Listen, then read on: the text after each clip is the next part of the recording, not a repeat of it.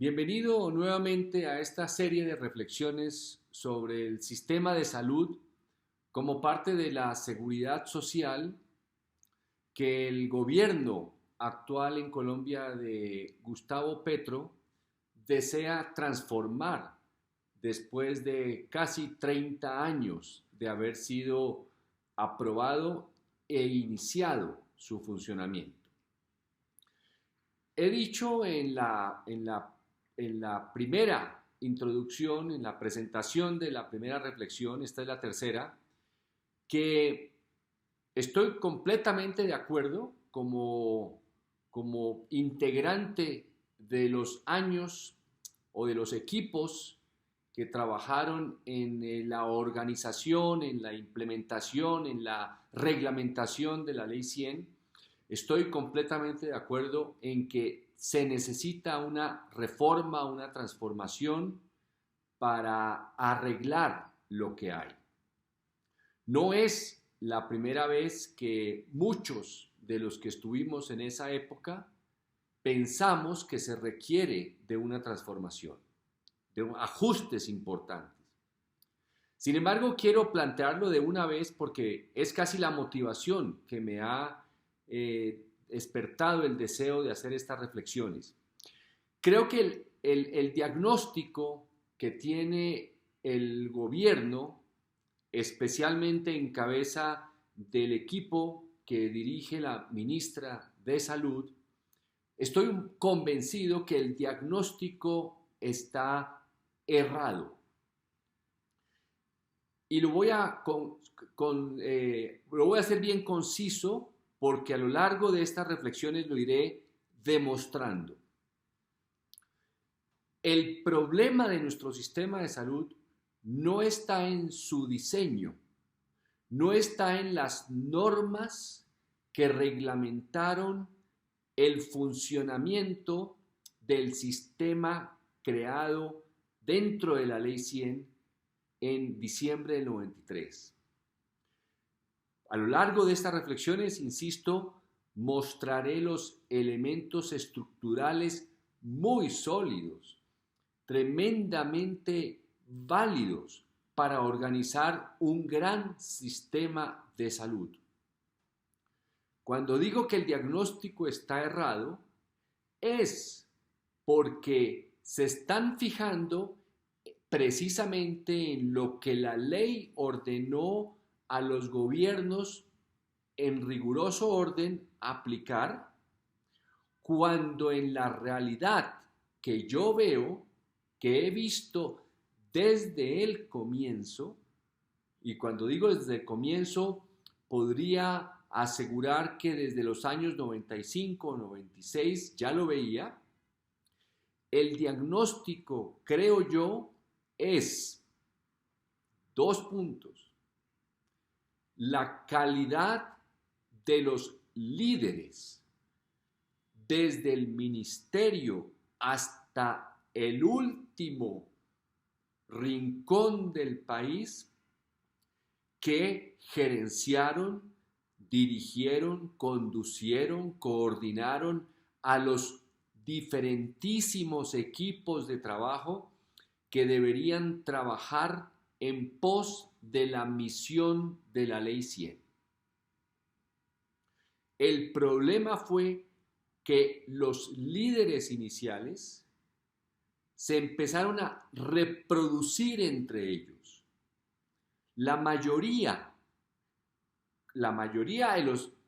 totalidad de los que yo conocí y la mayoría, estoy seguro, vieron en la Ley 100 más que una misión de un sistema de salud técnicamente bien diseñado, más que la misión, vieron fue una oportunidad de crecimiento laboral, exclusivamente.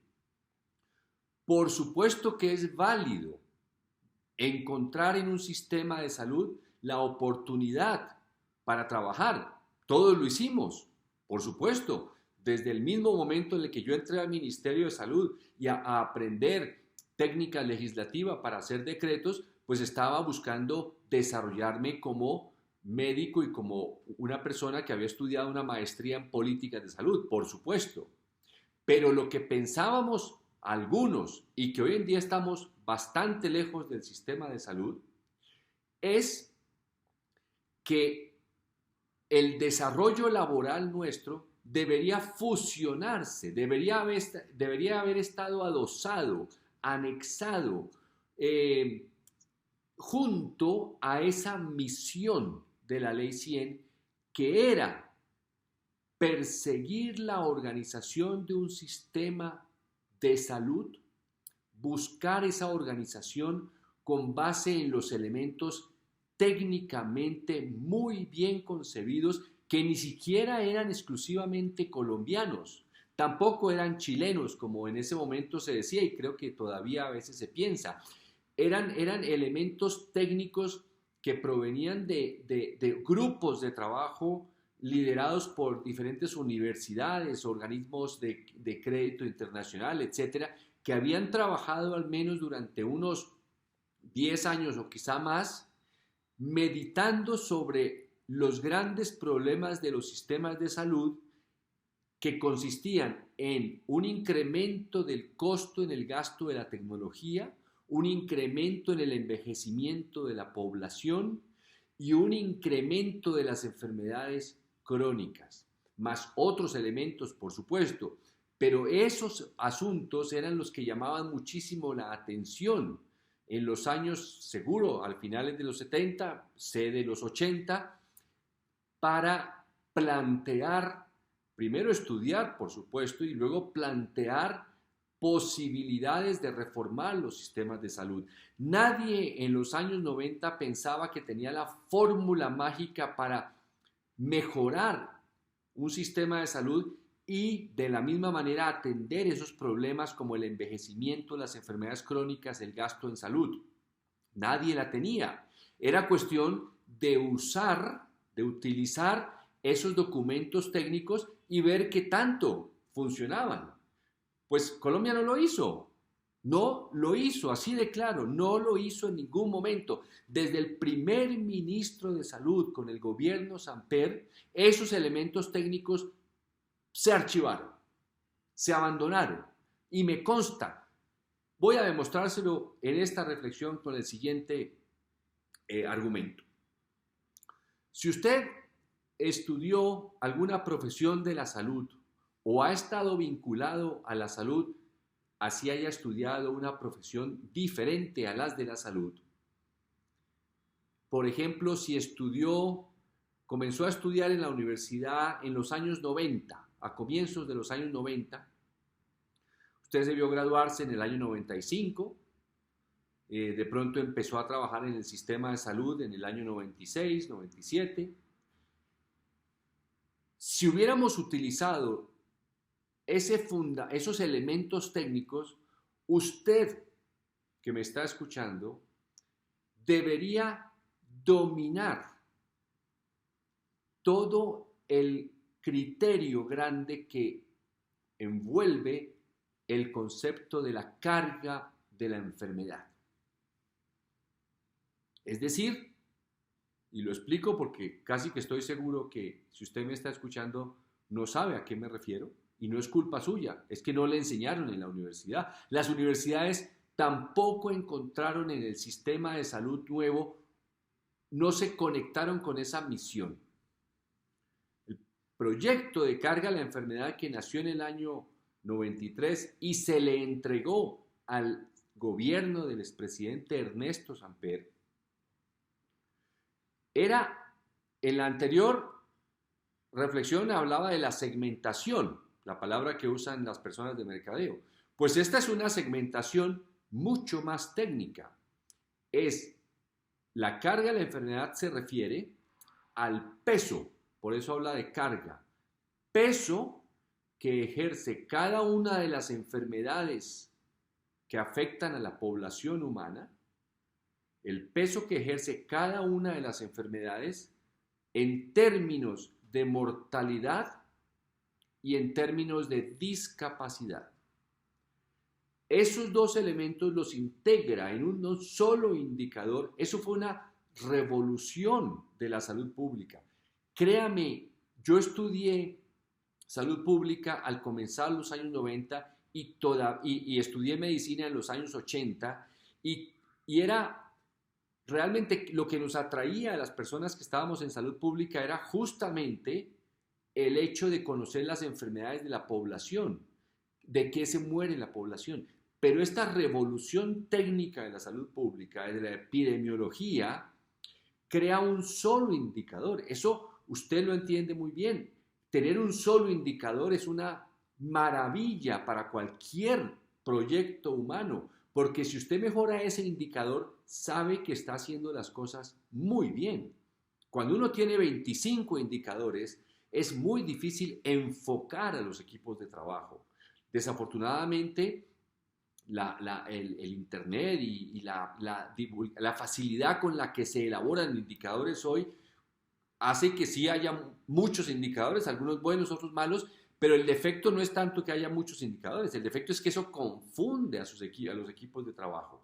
Pues bien, la carga de la enfermedad, que se mide, como ya lo dije, y tiene un indicador que es mortalidad, que siempre será prematura, por supuesto, y la discapacidad que generan las enfermedades. Pongamos un ejemplo muy actual, el COVID.